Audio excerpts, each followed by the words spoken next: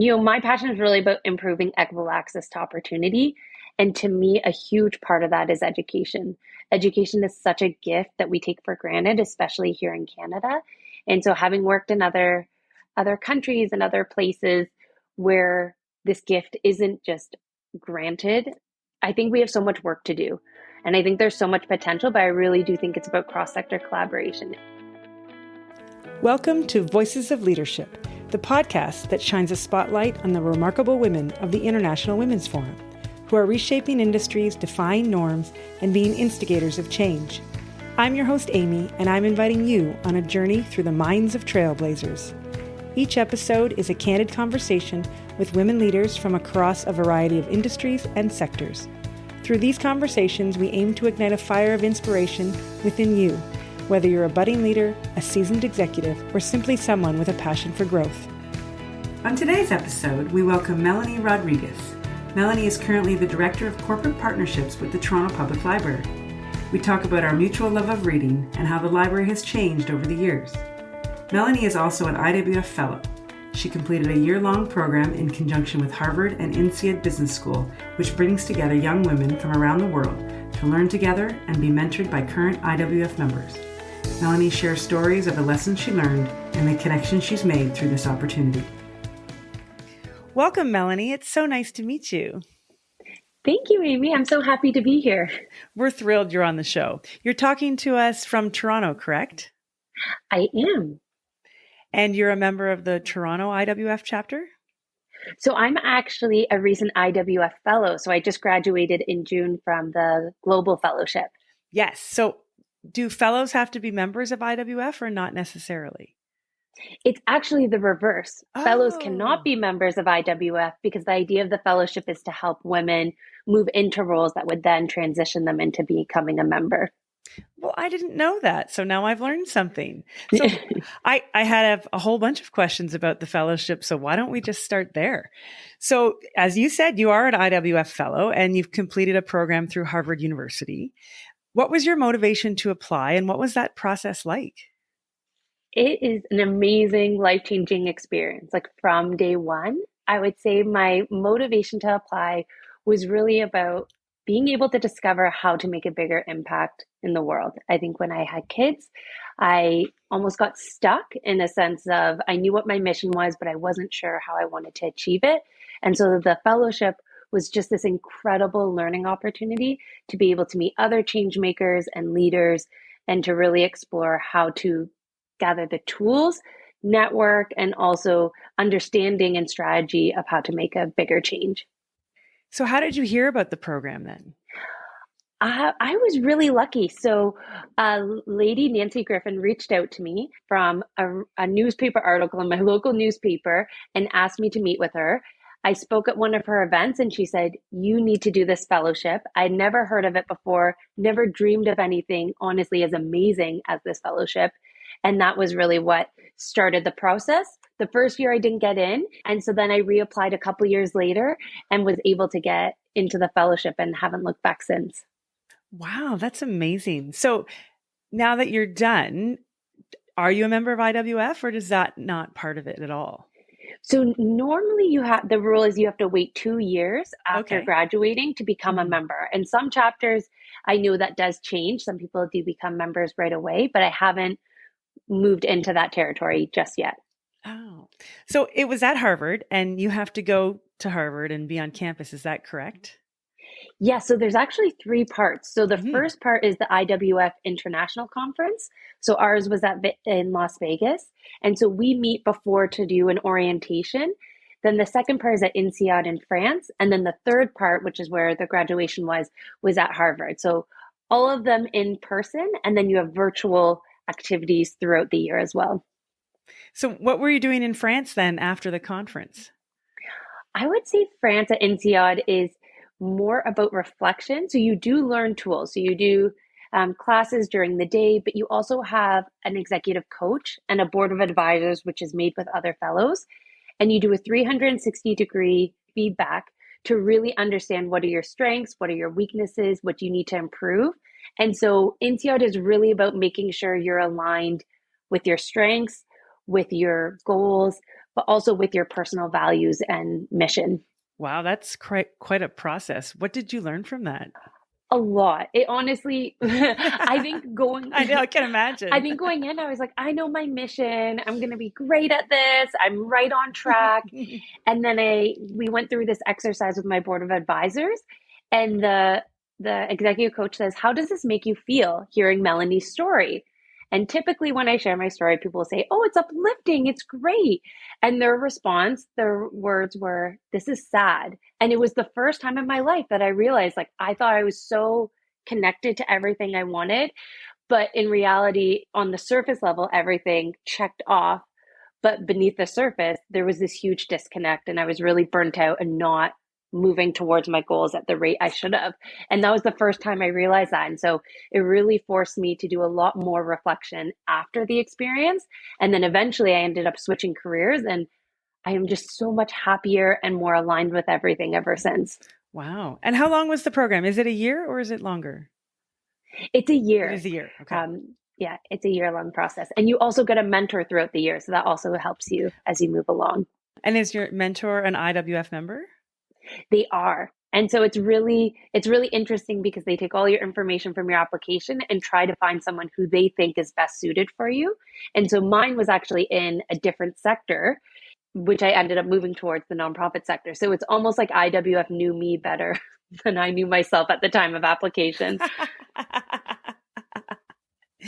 Fantastic. That is so nice. I love that. That's wonderful that you had a mentor the whole way through. And again, obviously, I don't know enough about the program, but is the application open to anyone? Well, any woman, I gather. And are there any restrictions, or tell us a little bit about who could apply if they listen and there's something that they're interested in? Sure. So the application anyone can apply to. There are organizations though who will nominate. So if let's say you work at Accenture, you work at NASA, like there are other organizations where rather than having everyone apply, they internally source candidates, which is pretty neat. I applied individually, which is just through the portal. You do typically have someone recommend you in. So there would be a previous IWF fellow, an IWF member who recommends you for the program. And what they're looking for is, from what I've heard, is that they're looking for where you're progressing in your career. So most people, I was a bit of the exception to the rule. I would say most people had about 10 to 15 years experience above where I was at in my career. So they're looking for individuals who are within 5 years of the C-suite.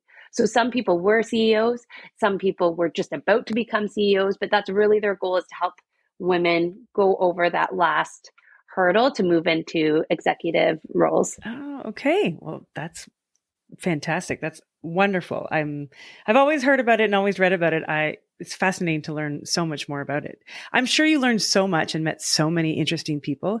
Can you give us a highlight? What was one of the more interesting or valuable lessons that you learned in this process?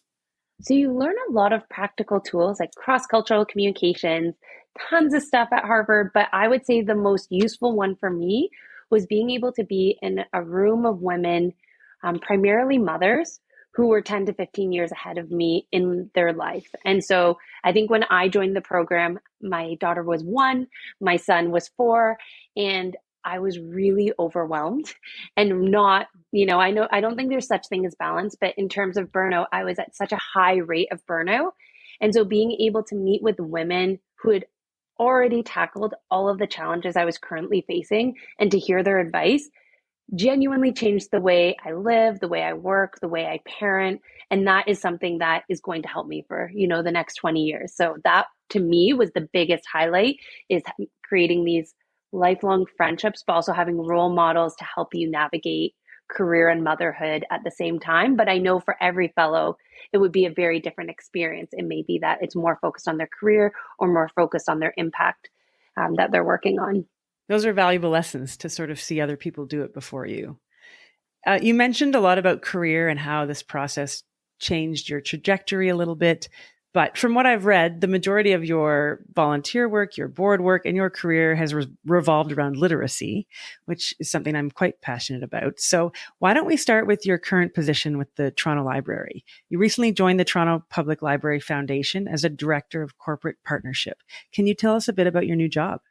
Sure. So, my role at the foundation, which I absolutely love, is being able to build strategic partnerships between corporations and the library. The what most people don't know is the Toronto Public Library is the busiest library system in the entire world.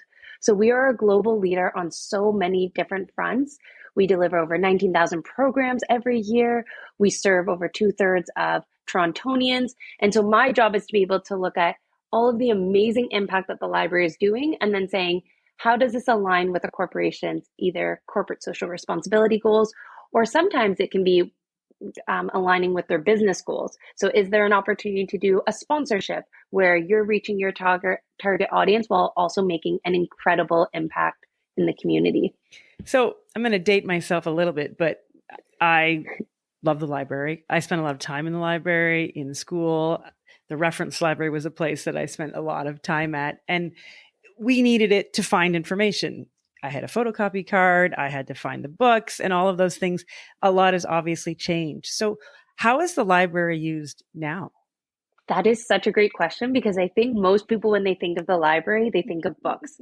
And 100% that is what we do. But I would say the library is the connector. That's how I like to think of it. The library connects community members with resources, with programs, with services. So we do everything from one-to-one financial counseling for community members to mental health supports to a musical lending library. There are so many different aspects. And I think what it really comes down to is the library is one of the last free places that people can go to, whether it's to learn, whether it's to connect. And when we think about the recent reports right now, Toronto Foundation came out with a report, and it was that Toronto is the loneliest city in Canada. 40% of people are, extremely lonely. And then you also have these health reports coming out saying that actually the key to healthy years is not your diet or exercise, it's the amount of positive connections you have. I think the role of the library is becoming more important now than ever because it is that connector. It's like a community hub in all these different neighborhoods across Toronto.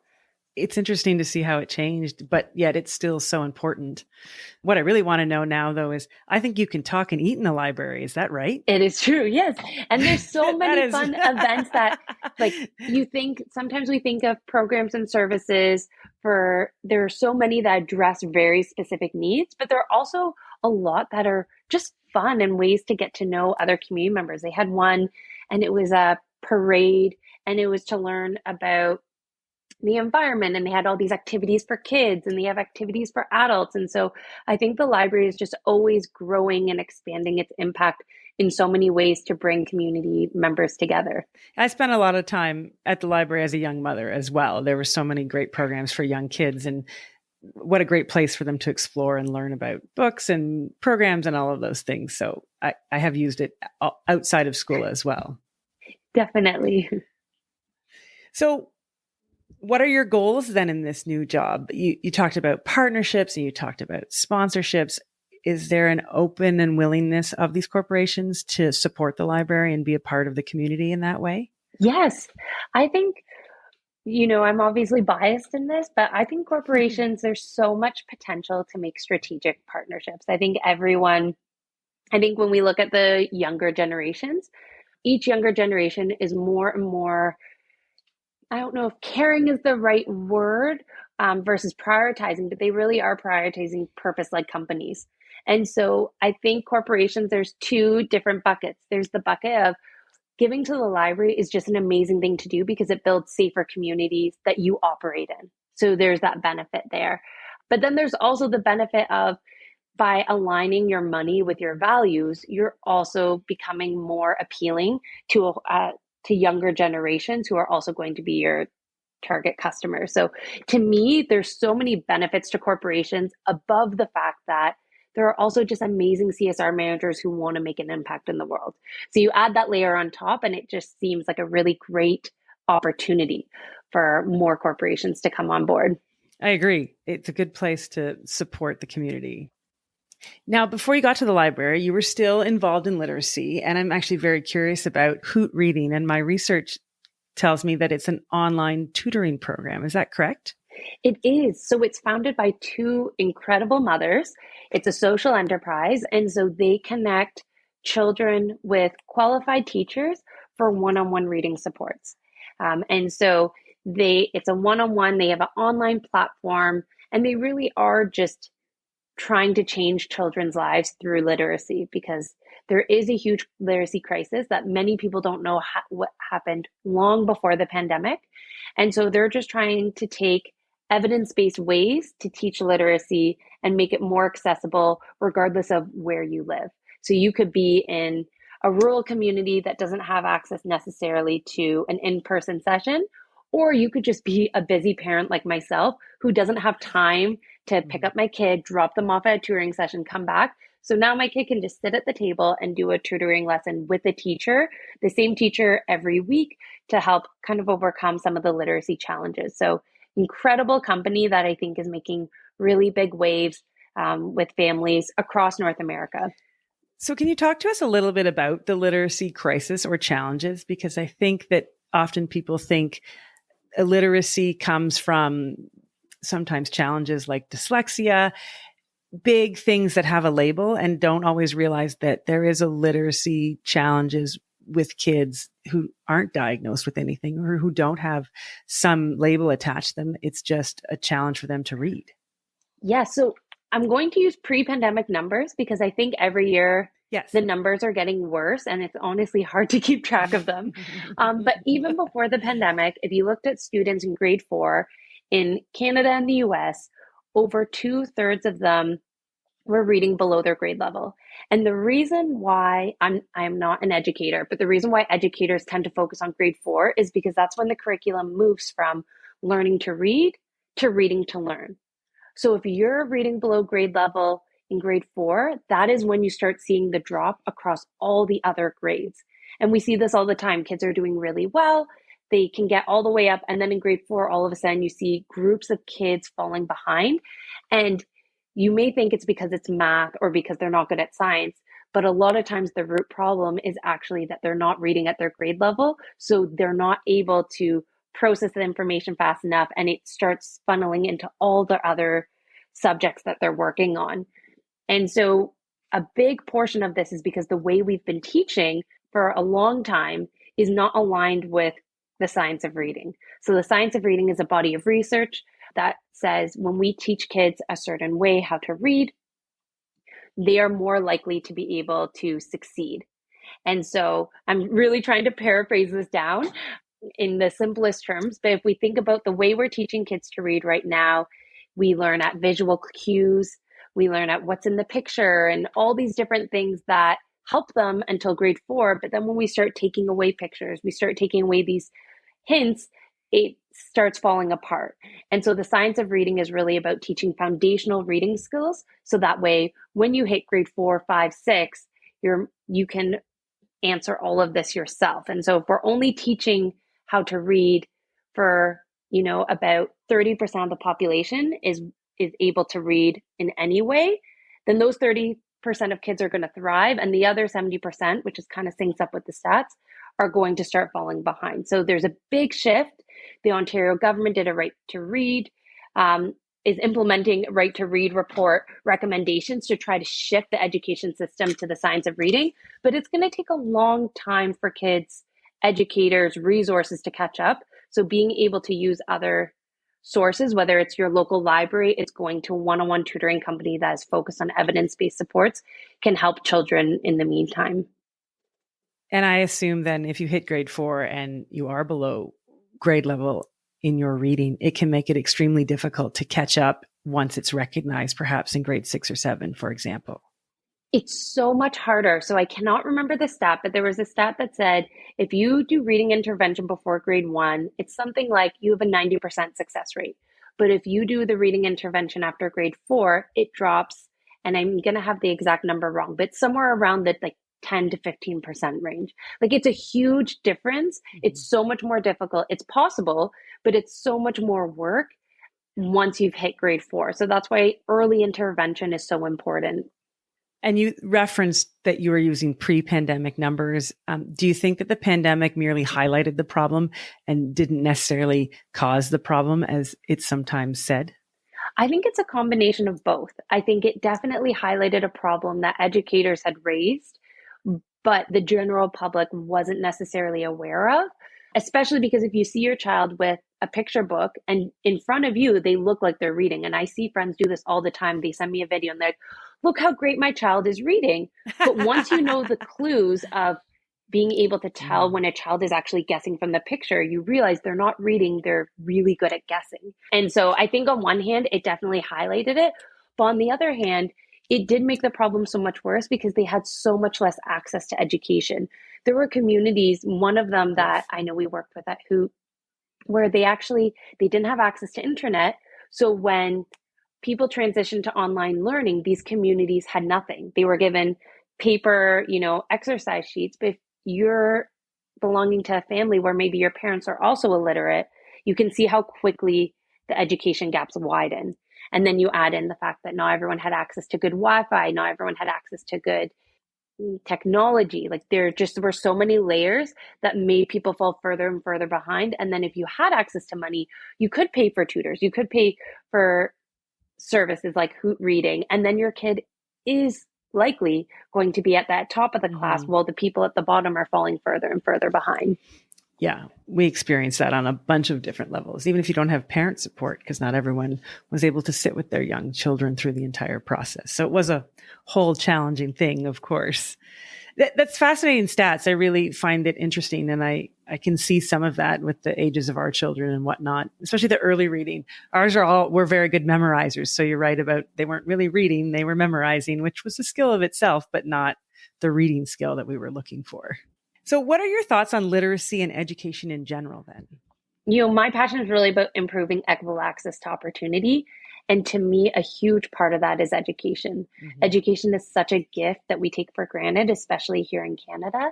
And so having worked in other countries and other places where this gift isn't just granted, I think we have so much work to do.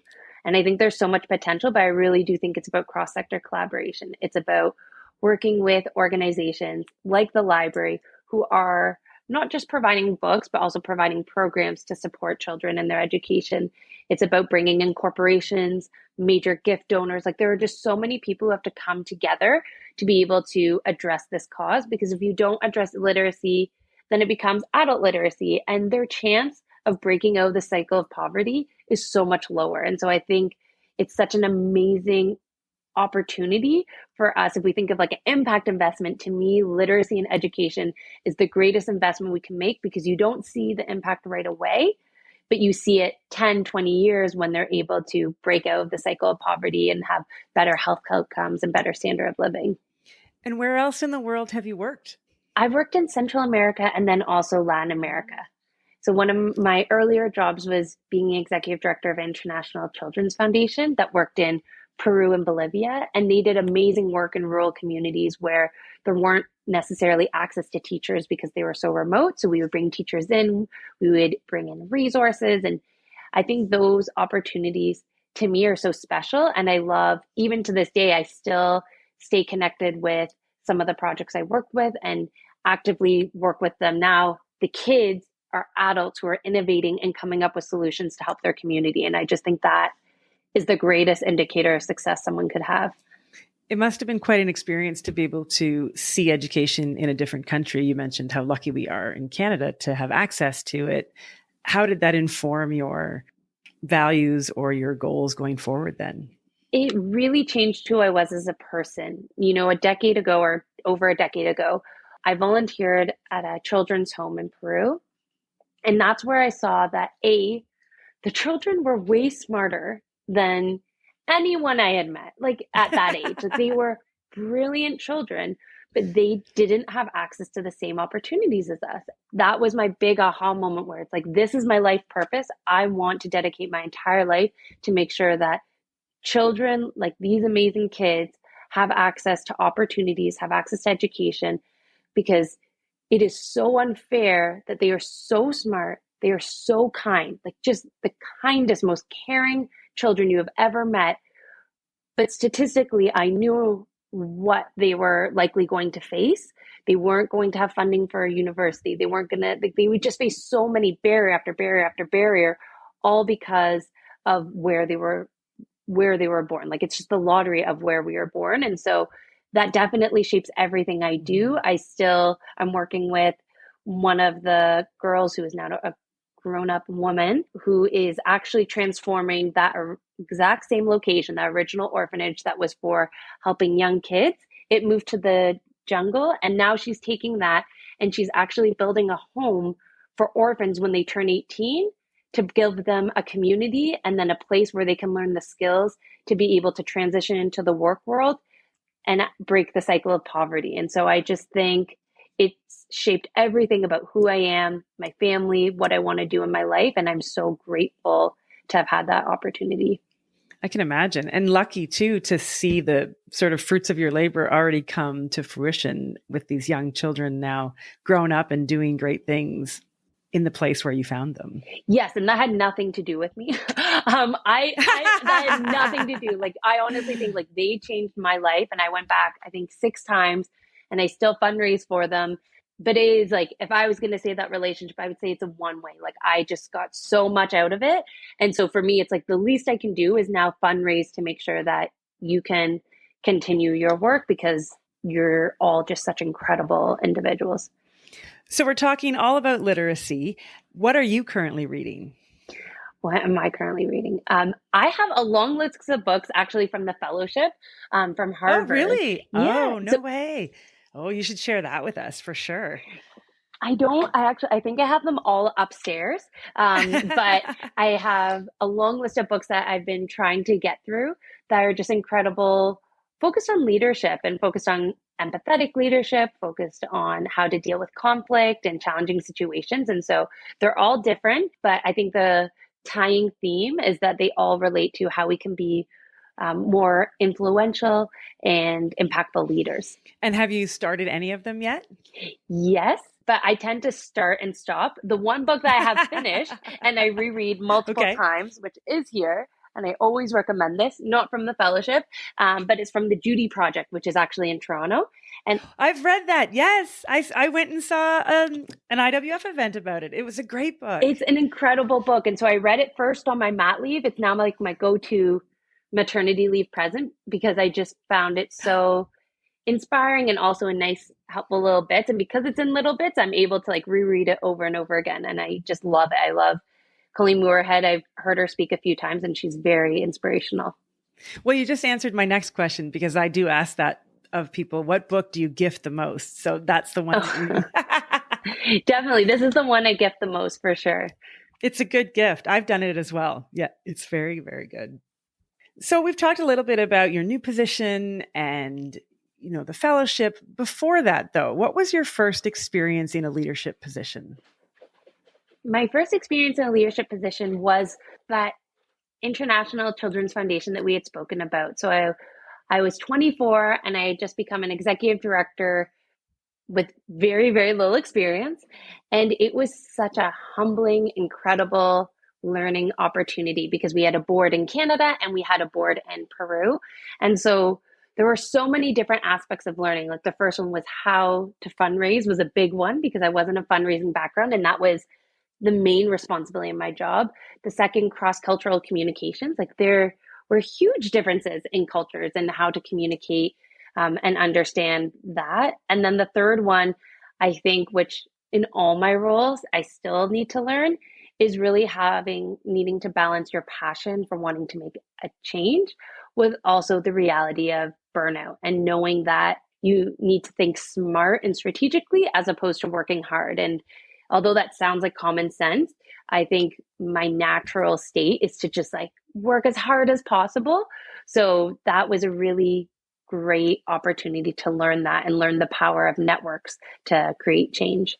I don't think you're alone in the just working and going and working hard. So you talked a little bit about burnout. What for you or in general, if for other people listening, what are the signs of burnout? So I am someone who has worked several times to the point of passing out. So I am definitely awful for this. So that's the more extreme side is like, if you pass out, you're probably burnt out. That's a red flag. that's a little red flag, but I think like winding it up like before you get to that, because now I'm a lot better at noticing the signs. I think the biggest sign is when you start realizing you're not finding joy in the things that you used to. Like something that you would normally cherish and have a lot of fun doing, now you're just trying to rush through to get to the next thing. I think that's the first or a big sign. A second one is when you're more irritable, which is similar to the first one, but just the way you treat people. And so I think that to me is always my biggest sign of burnout is one of my core values that I really want to work on is always trying to be a kind and empathetic leader. And it's more about how you do something than what you end up achieving. And so for me, the moment I realize that I'm not being as kind or as full of gratitude as normal, I need to take a step back and think, what's going on? Like, do I need to pause? Is there something I can take off my plate? Something I need to say no to? And I think the third one for burnout is when you're working so hard that maybe it's blinding you from being strategic. I think that's like when you're just continuously going and you're never taking time for strategy, it's an easier one to realize that you're probably getting burnt out, because if you weren't burnt out, logic would tell you you need to take a rest to be able to be strategic as opposed to keep going. I really like that last one. I think that's a valuable lesson, adding the strategy into it. It's very, very good advice. Can we talk a little bit about your board work? So what boards are you involved with right now? Sure. So there's 3 organizations I'm involved with. The first one is the Institute of Southern Georgian Bay. And so I was raised in Thornbury, Ontario. And so I am a small town girl. And I just think that region has the most incredible potential to be thought leaders on a national level, just because they have so many resources pouring in. They have incredibly intelligent people, an incredible community.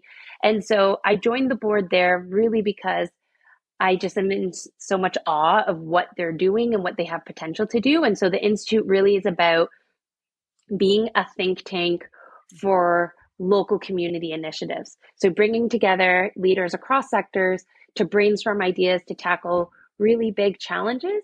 And then the community, maybe it's a foundation, maybe it's local government, like will take on these ideas and implement them. You know, that's an interesting board. I've asked a lot of women about the boards that they're on, and to say that it's a community board that helps the community thrive is something I've never heard of before. Yeah, no, it's wonderful. It's a very small organization, but I think it's one that's going to grow a lot over the next few years. And I'm so excited to see the impact it creates. Okay, I'm going to ask you this question, and I'm very curious to see what your answer is, because I've asked some women that have sat on boards for decades, and you're just starting out on your journey. And I'm curious, how do you decide which boards you would like to be involved with? This is such a great question. I think for me, it's about 2 things. The first one is it's something I'm passionate about, because I think what I've learned, especially from the fellowship, is that burnout isn't necessarily about how much you're doing, but it's about how much you're doing that doesn't fill your cup. And so being on a board is a lot of work. And so it needs to be something you're passionate about and that gets you excited. And so that's like the definite deal breaker. And then the second one is it somewhere I can add value? Because I think there are some causes that I am so passionate about that I would love to be on the board of. But if it's not something where they're looking for my specific skill set, then it's going to end up being not as beneficial for the charity and not as big of an impact in the long run. And what are your thoughts or personal experiences with regard to the number of women represented on boards? So I've been really lucky, or you could say strategic, in where I choose to spend my time. But because my passion really is the social impact sector, we do tend to have a higher percentage of women on boards. And so that's something that I've cherished, but it's also something I've strategically chosen, because I am always looking for those female mother role models. And I think it really shows when you're on a board that has balance. I think there's so much opportunity for growth, but a big challenge that we're going to face when we're trying to grow that, especially when we're talking about females who may be in their 30s, 40s, is that we have to get over that motherhood gap. Because if you're the caretaker every single evening in your home, and I'm being very sexist, but this is the reality that many women face, it's going to be a lot harder for you to be on a board position if all the board meetings are in the evenings. And so I think part of addressing the gender gap on boards, specifically nonprofit boards, is also looking at how we implement our meetings, how we implement our structures, and do we actually make it so they're accessible to people who do have kids? And if the answer is no, then we're leaving out a huge portion of the population.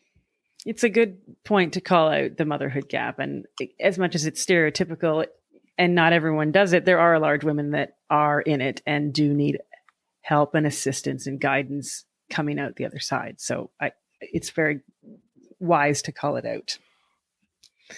Did the fellowship program talk about gender gap in either pay or board or things like that? And did you find some guidance there as well for navigating your career? The fellowship does talk about the gender gap.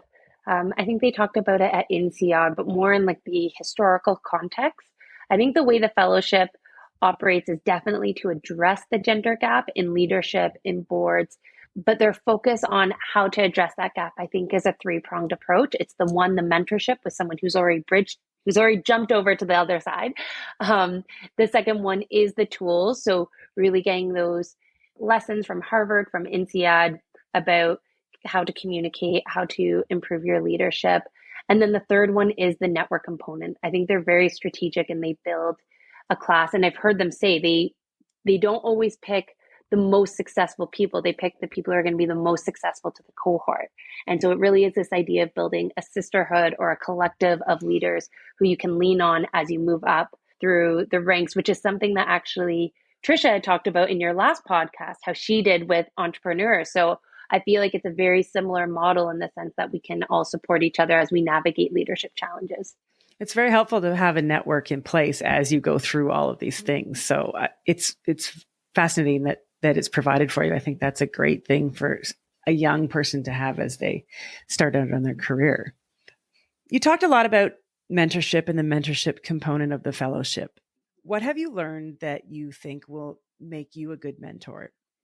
I think the biggest lesson for me in the regarding mentorship and the fellowship is that sometimes a mentor isn't about giving you the answer, but instead guiding you to find the answer yourself. And my mentor, that was something she did from day one. I would say, here's my challenge. What do you think? And her response would be, well, I think you're going to learn about A, B, and C, and that's going to help you. Or how do you feel about this? And I'd be like, that's not the answer. But I think that is really the goal of mentorship, isn't that you're just someone that they go to for answers every single time something's wrong, but instead you're giving them the tools to answer questions themselves and to look inside to understand what may be the best thing that's aligned with your personal values. And so I know we're a little short on time, but my last question is, what is the biggest challenge facing female leaders today? That's a really big question. So I think my answer is going to be biased just based on like my stage of life. But I think one of the biggest challenges as a female leader today is wanting to do everything, because that is what society tells us to do. We want to be amazing caretakers, whether that's with your kids or your parents. We want to be amazing in building our careers. We want to be in shape. Like there's this massive long list of things that we are told we need to be perfect at. But the truth is everything is a trade-off. And so I think the biggest challenge for female leaders today is understanding that having everything can lead and most likely will lead to burnout. So understanding what is going to give on your long list of to-dos to be able to make your success sustainable. It's good advice. And I enjoy hearing your perspective on it as a young leader, emerging leader. So it's good to hear where you're coming from. Thank you for taking the time. I really enjoyed learning about the fellowship program, and I'm really looking forward to following your career as you move on. And I'm also really looking forward to the day that you become an IWF member and we can run into each other at events as well. Thank you so much. It was so lovely to be here, and I'm extremely grateful to be able to keep in touch. Absolutely. Well, thank you for telling us all about the fellowship program. I think our members probably don't know enough about it, and hopefully young leaders listening might reach out and take the opportunity and have all the experiences that you had. I hope so. Honestly, I think it's the greatest program out there. It's incredible. Thank you for listening today. If you enjoyed this episode, please take a moment to rate and subscribe to our podcast. When you do this, it raises our podcast profile so more leaders can find us and be inspired by the stories our Voices of Leadership have to share. If you would like to connect with us, please visit the Voices of Leadership website. It can be found in our show notes.